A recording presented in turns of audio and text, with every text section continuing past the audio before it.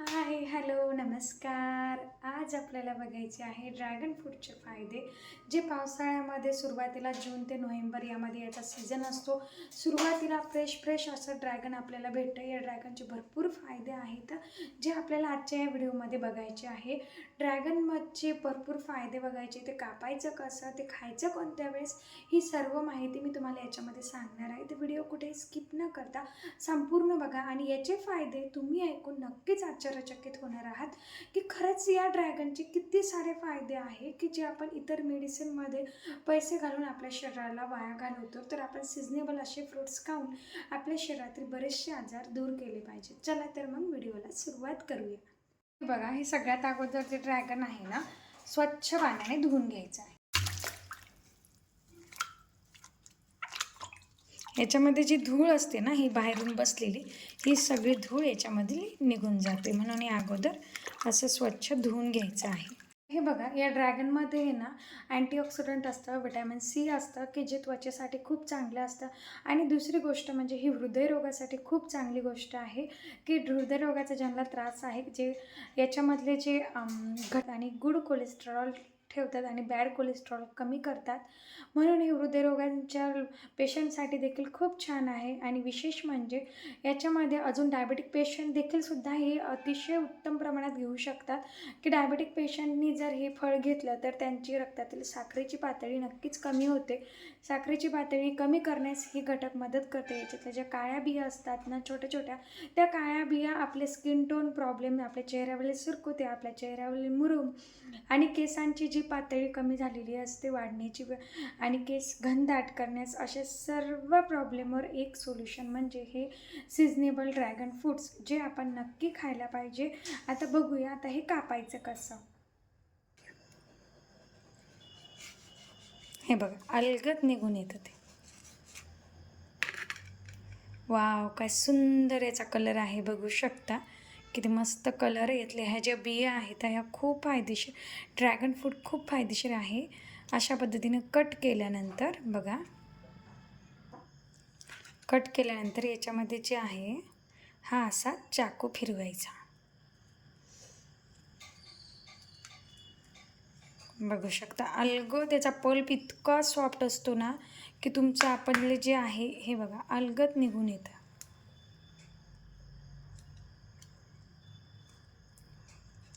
आला कसा अलगद निघून हा गर. आणि अशा पद्धतीनं हे काढून घ्यायचं. कुठलेही आजार असू द्या, हे जर तुम्ही डेली आहारामध्ये ॲड केलं ना, सध्या स्थितीमध्ये मार्केटमध्ये अवेलेबल असतं, फ्रेश भेटतं. कारण याचा सीझनच जो असतो पावसाळा आणि हिवाळा असतो. बघू शकता याच्यामध्ये रक्तातील कमतरता कमी असेल आपल्या, असा गर पूर्ण याचा निघून आलेला आहे. आता हे बघा, अलगद असा निघून आलेला आहे. याला काहीच राहिलेलं नाही. असं योग्य पद्धतीने जर आपण हे कापलं तर याचा आपल्याला ड्रॅगन फ्रूटचा व्यवस्थित असा फायदा घेता येतो. आता याला कट करायचं आहे. तुम्ही याचा ज्यूस देखील करून पिऊ शकता. जर आपल्याला ज्यूस करायचं असलं ना तर ज्यूस देखील करून पिऊ शकता. तर तुम्हाला मी ज्यूसची रेसिपी देखील दाखवते, बघू शकता आता पुढे. बघा, याचा काय मस्त कलर दिसत आहे. आपण हे कट करून घेतलेलं आहे आणि एका चमचीचं आहे. तुम्ही जर असं दररोज सकाळी जर खाल्लं ना, सकाळी किंवा दुपारला खा, अतिशय याचे फायदे होतात. जेवणाच्या थोडंसं अगोदर खा, म्हणजे काय ना, अगोदर याचे सगळे विटॅमिन जे असतात ते आपल्याला मिळतात. ह्यालाही अतिशय उत्तम आहे, म्हणून हे नक्की खाऊन बघा आणि म्हणजे फायदे घ्या. बघू शकता माझ्या चेहऱ्यावर कुठल्याही प्रकारचा मुरूम नाही आहे, काही नाही आहे. चेहऱ्यावर सुरकुत्याही लवकर पडत नाही. वयही देखील आपल्या चेहऱ्यावरचे सुरकुत्याचा त्रास, आपल्या केसाचा, इतर सगळे प्रॉब्लेम आपल्याला या ड्रॅगन फ्रूटमुळे सॉल्व्ह होतात. त्याच्यामुळे ड्रॅगन फ्रूट आपण आपल्या आहारामध्ये नक्कीच ॲड करायला पाहिजे. आणि मुलं जर घेत नसतील तर ते मुलांना कसं द्यायचं, चला तर मग मी आता तुम्हाला पुढे सांगते. हे मुलांना कशा पद्धतीने मुलांना द्यायचं कसं. आता मुलांसाठी तर हे इतकं फायदेशीर आहे, कारण याच्यामध्ये याच्या ज्या बिया आहेत त्याच्यामध्ये ओमेगा 3 असतं, जे मुलांच्या ब्रेन वाढीसाठी, त्यांची स्मरणशक्ती वाढवण्यासाठी आणि मुलांना पावर मुलांची ब्रेन पॉवर वाढवण्यासाठी हे फ्रूट्स खरंच खूप उत्तम आहे. तर मुलं जर असं खात असतील तर तुम्ही सहज त्यांना असं द्या. जर ते तसं खात नसतील तर याचा आपण ज्यूस बनवून मुलांना देऊया. तर ज्यूस कसं बनवायचं, त्याच्यामध्ये देखील आपल्याला व्हाईट शुगर अजिबात टाकायची नाही आहे. त्याच्याऐवजी आपण मध वापरू शकतो किंवा आपल्याकडे जर गूळ असेल, गूळ पावडर, जॅगरी पावडर ती देखील वापरू शकतो. पण मी इथे मध वापरणार आहे, कारण वेट लॉस जे करत असतात किंवा जे ज्यांच्यासाठी व्हाईट शुगर ही योग्य नाही, त्यांना जर घ्यायची नसेल तर तुम्ही त्याच्यामध्ये ही मध टाकून करू शकता. तर बघूया आपण. हे बघा, इथे मी ह्या थोड्याशा 5-6 बदाम भिजू घालून घेतलेल्या होत्या. भिजू घालूनच बदाम घ्यायचे आहे, कारण बदामामध्ये पण भरपूर प्रमाणात DHA असतं. जे सोबतच याच्यामध्ये आपल्याला हे ड्रॅगन फ्रूट्स जे आपण कट करून घेतलं होतं, ते ड्रॅगन फ्रूट्स आपल्याला याच्यामध्ये घालायचं आहे. आता याच्यामध्ये आपल्याला घालायचं आहे 1 वाटी दूध. तुम्हाला किती जणांसाठी करायचं त्यानुसार मोजून याच्यामध्ये घाला तुम्ही. मी इथे या छोट्या वाटीने 1 वाटी दूध घालत आहे. नंतर बघा, इथे नॅचरल मध आहे माझ्याकडे, तो मध घालणार आहे. हा जो आहे ना, हा मध खरंच खूप नॅचरल आहे. ओव्याचा मध आहे हा. या मधाचे खूप छान फायदे आहे. आपण मुलांना सहज देऊ शकतो.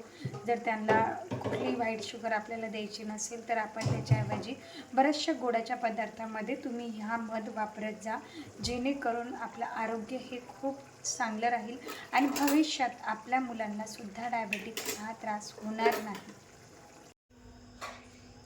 हा मध इथे मी आपण टाकून देणार आहोत त्याच्यामध्ये. खूप छान टेस्ट येते मधाने देखील. आता हे बघा, मी मिक्सरमधून मस्त बारीक फिरवलेला, काय मस्त कलर आलेला आहे याला. मुलं अगदी सहज पितील. याला गाळून घेऊ नका, कारण ह्या बियाच आपल्याला खाल्ल्या गेल्या पाहिजे.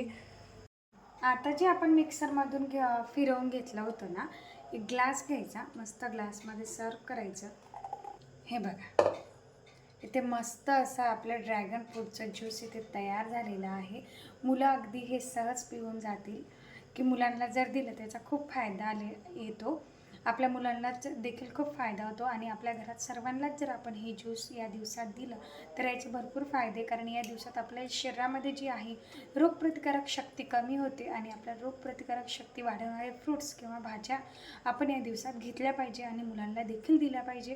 कारण सर्दी, खोकला, ताप, व्हायरल इन्फेक्शन यासारखे बरेचसे आजार हे आपल्याला या दिवसात होत असतात. म्हणून हे ज्यूस नक्की ट्राय करा आणि तुम्हाला हा व्हिडिओ कसा वाटला ते देखील मला कमेंट बॉक्सवर टाईप करून सांगायला विसरू नका मंडळी. Thank you. Ramkrishna Hari. Bye bye.